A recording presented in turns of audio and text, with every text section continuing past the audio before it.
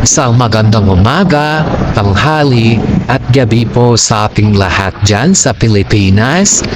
At sa mga subscribers ko po na sumusuporta sa aking content, maraming salamat po sa mga parents po natin, papa, nanay, tatay, lola at lolo, kapatid, kuya, ay maraming salamat sa suporta na binibigay niyo po sa ating content. Lalong-lalo na po sa ating Panginoong may kapal dahil binibigyan po niya tayo ng wisdom, knowledge, and understanding para makabuo po ng aking content or sa ating content ng update sa ating itulos sa buhay. Mabuhay ka, Panginoon, at salamat din sa pang-araw-araw na binibigay mo sa amin.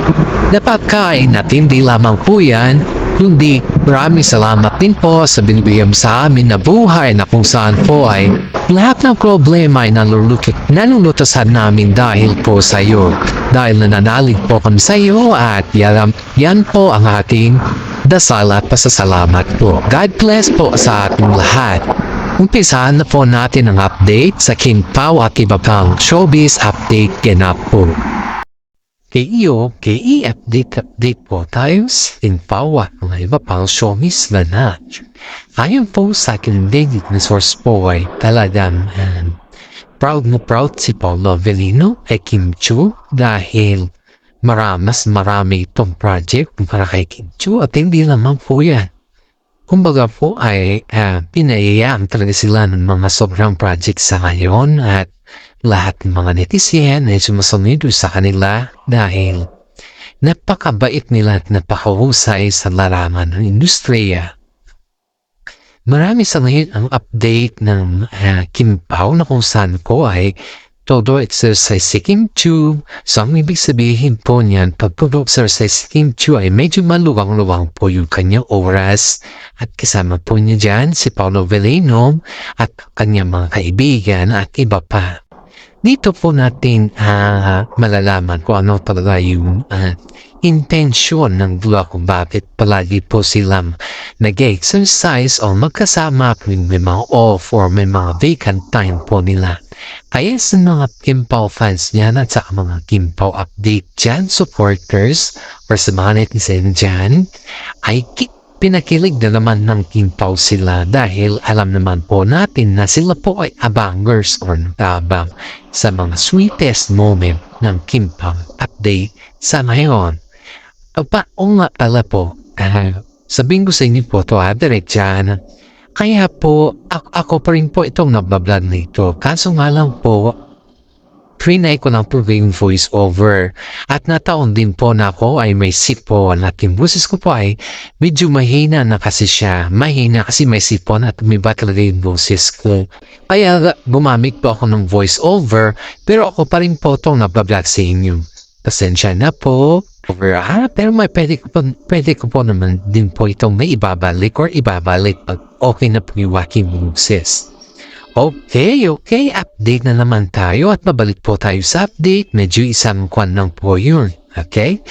Update po tayo ayon sa aking mga legit na sources po ay talagang si Kim Chiu pala is ang bracelet pala na pinagawa nila. Hindi pala yun binili sa mall, kundi yun pala ay pinagawa nila at sila din po yung gumawa ng design na yun.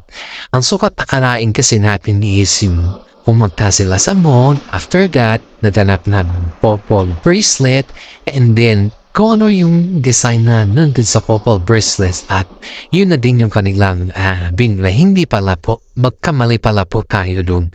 Ayon po sa ating legit na sources ay yung palang bracelet na yun, it's not like very simple po siya. Napakasimple lang niya. Pero yun pala is pinagawa pala nila with them own design. Ayon po sa aking legit na source po, ang gumawa pala dun na design na yun is yung artist na kusan po ay napakahusay niyang gumawa ng disenyo na napakasimple pero arrogante pagdating sa mga bracelet style.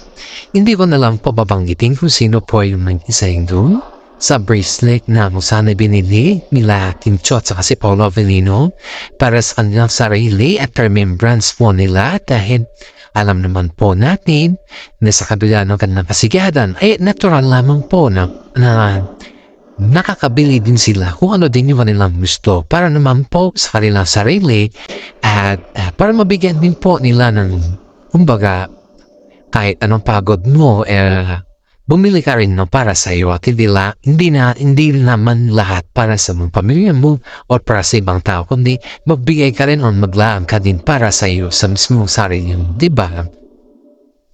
Sarap kasi sa pakiramdam pag ikaw ay may sarili ng pera, napupuha mo na din yung mga luho mo, pero at the same time you need to control everything. Dahil ang luho kasi ng ibang tao, halimbawa, that is very expensive. At pag hindi mo na yan na-sustain yung luho mo, dahil napakasobrang mahal, ay babalik na naman sa zero part. Diba? Yun yung palagi natin intindihin or palagi natin palaging na ilagay natin sa utak natin na lahat ng bagay ay importante mag-ipon at wag masyado sa luho, okay?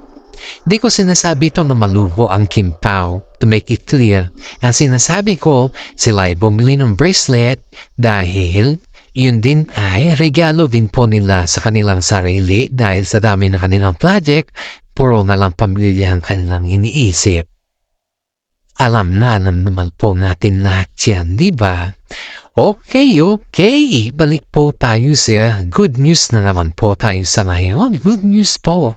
Ayon sa ating legit na sources po ay gusto na ni Kim Chiu na magkaroon ng masinsinang usapan sa pamilya ni Paolo Avellino, which is ayon kasi sa kanyang hula or sabi na aking legit na sources ay nagpanghula daw kasi si Kim Chiu sa kanyang future na kung saan ay ang tradisyon kasi nila yung feng shui ba. Mahilig kasi sila yan sa mga hula-hula. At sila Kim Chiu din kasi ang feng shui nila ay yung kapag halimbawa sunod yung future mo kapag hindi mo yun nasunod sa kanila naman yan, diba? Hindi naman pagkain sa akin na maniwala ka man sa hindi, okay lang. Pero sa kanila kasi, normal na kasi sa kanila na maniwala kasi nasa tradition kasi nila yan. Isipin natin ng lahat ng mga bagay na to ay may mga sarili tayong tradition at hindi naman tayo pare-parehas. Kaya sana naman ay palawakin natin yung ating pag-iisip at huwag po tayong mambas kung sakali man naman hindi ginugustuhan sa mga kinokontent namin ay pwede niyo naman po panoorin at huwag lang po mambas, okay? Laanin po natin yan na sa lahat ng bagay may submission po at hindi naman po yan kapag maganda yung vibes mo or maganda yung pakiramdam. Dapat good vibes ang lahat para good blessing din ang pasok sa atin everyday. Okay, dito na tayo. Dito na tayo sa pinakamagandang blessing ko sa inyo. Please, gawin niyo po ito para makakuha po kayo ng blessing ko kung kahit pa paano, kung magustuhan niyo po. Panoorin niyo po ang aking buong video hanggang sa dulo, umpisang lang sa dulo at huwag po kayong mag-escape. Isang nyo po sa inyong grupo na kahit 10 or 500 kasing qualification natin eh. Ito kasing qualification natin, 500 na shares ninyo sa mga grupo para panoorin po nila at screenshot ninyo yung mga ads. Tapos, 100 na shares po or likes. Shares at likes is 100. At sa comment lang po na 2 or 3 lang po na comment. Okay na po yun, wala pong quadrant. At sa after that po, pag magawa nyo po nung everyday na ganyan is ipasa nyo lang po sa aking pangalan nyo at isa rin po kayo nakuha ko mabunot ko dahil may isang bigas po tumaliban sa 100 na po sa kanin kayo na bunot. May isang Gcash po ako na 1,000 at saka isang sak na bigas po. Kaya tara na, subukan nyo na para makakuha rin po kayo kahit nasa malayo po ako. May Gcash mo po tayong pamamaraan dyan at ibigay ko sa inyo kung ano po yung aking sistema sa aking content po. Okay, may bago na naman tayong mga updates at sa Ito ay ayon po sa aking legit na sources po ay baka talagang magustuhan niya talaga ito. Ito ay, di ba, yung usapan natin ilang linggo na yun, last decade, yung about kay Gerald Anderson at saka si Kim Chu na talagang gusto ni Gerald na magkaroon ng another movie kay Kim Chu. Ay ito na po yung resulta. Ayon po sa ating legit na sources po ay talagang sinabihan pala ng management si Gerald Anderson, wag muna siya mag-entertain or wag muna siya sumabak kay Kim Chu dahil alam naman ng mga management kung gaano kasikat niya ang tambaran ng Kim Pao at yun ay mainit pa kasi sa publiko at ayaw nila na kung sakali man magkaroon daw sila ng tambalan ay hindi muna sa yung diretsuhin ko po hindi po against ang management kila Kim Chu at si Gerald na magkaroon ng another movie. Hindi nasabi ng management sa kanila is kay Gerald na wag muna sa ngayon dahil ang Kim Pao sa ngayon is sobrang init sa mata ng mga supporters nila at sa mata ng mga netizen at mga people po. Ay ang pag-usap nila kay Gerald is hayaan muna nila or hayaan mo na yan na ang Kim Pao ngayon Kim Pao ngayon ang mabubuo muna ng love team, wag muna ibalik Kim Ral. Sa mga fans naman ng Kim Ral noon ay kung sa ayaw at gusto niya po nasa inyo na po yan, pero yan po yung katotohanan sa mga news po or sa mga balita po about sa inner ng internet ng showbiz sa Pilipinas. Ayan naman po sa kampo ni Kim Chu ay talagang nagpasalamat sila sa sinabi ng management na kinusap na nila si Gerald na hanggat maaari ay wag muna nilang gawin sa mayroon. At pati naman si Paolo Avellino ay napapasalamat din po yung kampo ni Paolo Avellino dahil sa kabila po na kanokasihatan sa ngayon ay doon po yung pasasalamat din ni Paolo dahil sa kabila ng kanilang sikatan ngayon ay tindig naman po ni Gerald Anderson kinusap ng management ng artist. We all know that Gerald Anderson was the ex-boyfriend of Kim Chu at hindi naman po natin may ipapkailayan dahil wala naman kasi silang formalities sa kanilang breakup. Kumbaga ba is parang umiiwas lang kasi sila sa issue about sa kanilang breakup at hanggang ngayon hindi pa kasi naresolbahan ang breakup nila. At ang gusto kasi ni Gerald ay magkaroon sila ng movie para siguro makausap niya si Kim Chu ng masinsinan na. Pero ayon sa ating mga legit na sources ay huwag muna sana yun kasi mainit pa ang Kim Pao. Dahil pag ipapasok nila si Gerald kay Kim Chu sa ngayon ay parang siguro maging magulo na kung sino yung love ni Kim Chu at sino din i-halaptip ni Kim Umi-Olo-Vilino. Parang kumbaga masisira na kasi yung Kim Pao ay dahil iba-iba na yung pinaparehas kay Kim Chu. At the same time din po, ganun din po kay Gerald Anderson. Diba? Pero kasi maging magulo na, dapat stick lang po tayo sa Kim Pao. Kung saan po ay yung talagang gusto ng mga management para wala silang mabash or walang nasabi ng fans ng Kim Pao. Sa kanto naman ni Gerald Anderson ay talagang gusto talaga nila na makatambal si Kim Chu pero siyempre wala tayong magagawa at iyan po yung update. Pero wala din sila magagawa kasi sila ay kinausap na na napaka-good news po yan sa atin na Kim Pao dahil alam naman natin na full support po tayo sa tambalan na Kim Pao at hindi lamang po full support kundi sobrang solid po tayo sa ngayon. Isipin natin to ang Kim Pao po is napaka-wonderful tambalan para sa akin. That is my own opinion. Yun po yung sarili kong opinion dahil hindi lang kasi world class ang dating nila dahil pati mga senior citizen na kagaya ng nanay ko ay talagang iniidolo ang Kim Pao. Hindi ko alam kung bakit naging idolo nila ang Kim Pao sa madami ng tambalan sa ngayon sa showbiz, ang Kim Pao talaga yung napaka-solid niya. Kahit, ito 10 ko na lang to sa aking nanay. Kahit sa YouTube ba, kapag tuwing nag-open niya ng cellphone niya, puro Kim Pao ang kanyang gustong i-update. Dahil maramis dito sa mga senior citizen na kagaya na aking nanay, ang gustuhan ang sistema o style ng Kim Pao dahil sila po ay talented. Maliban sa talented, kundi sila din po ay sobrang bait at very humble. Matulungin pa po sila when it comes sa lahat ng bagay. Hindi po nila yan pinupost or kung ano man na pinapakita sa social media, kundi nalalaman mo lang sa mga ibang tao, sa mga kaibigan nila na sila pala ay tumutulong sa ganitong bagay ba.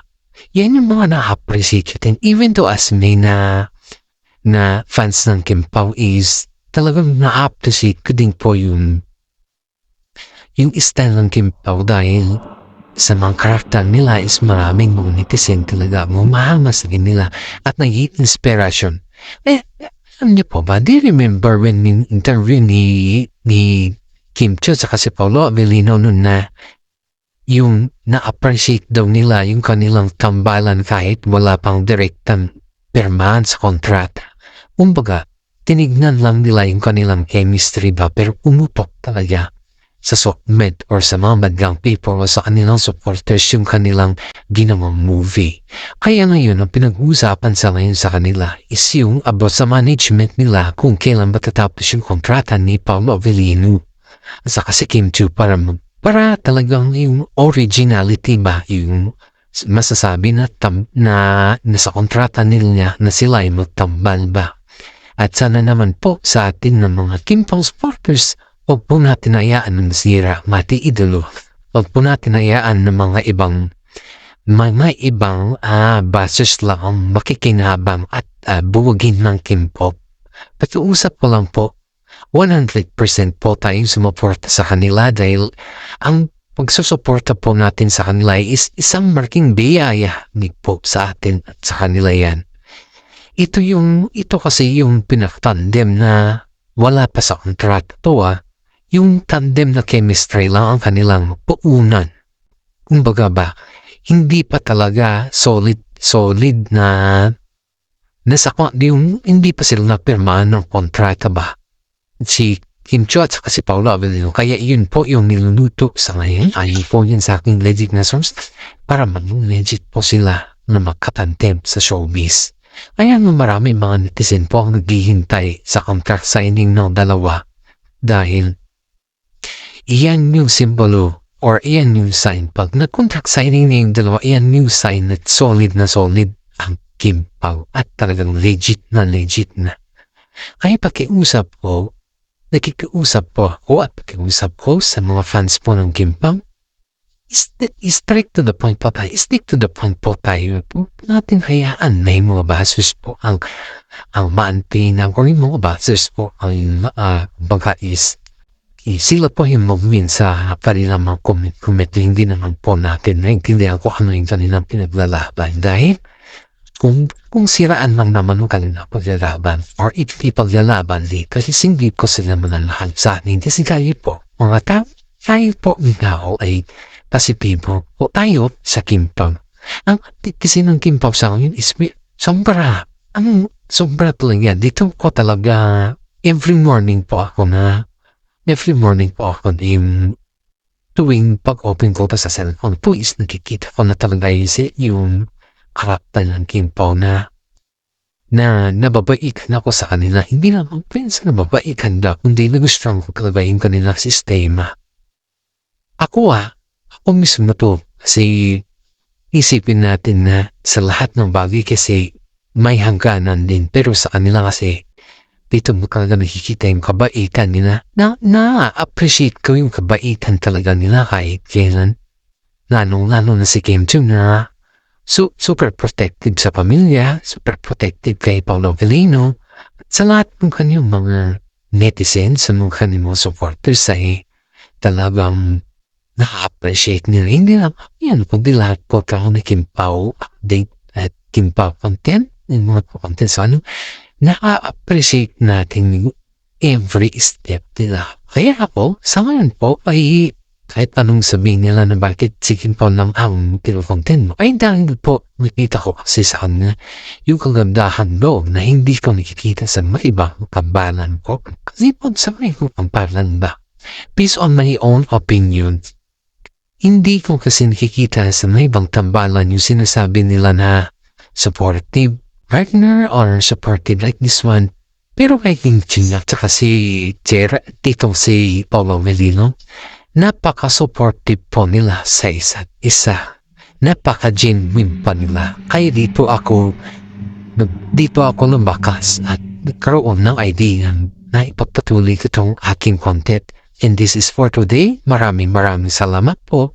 Please like, subscribe, and share din po, comment din po kayo kung gusto niyo po ang aking content. Maraming salamat at God bless po.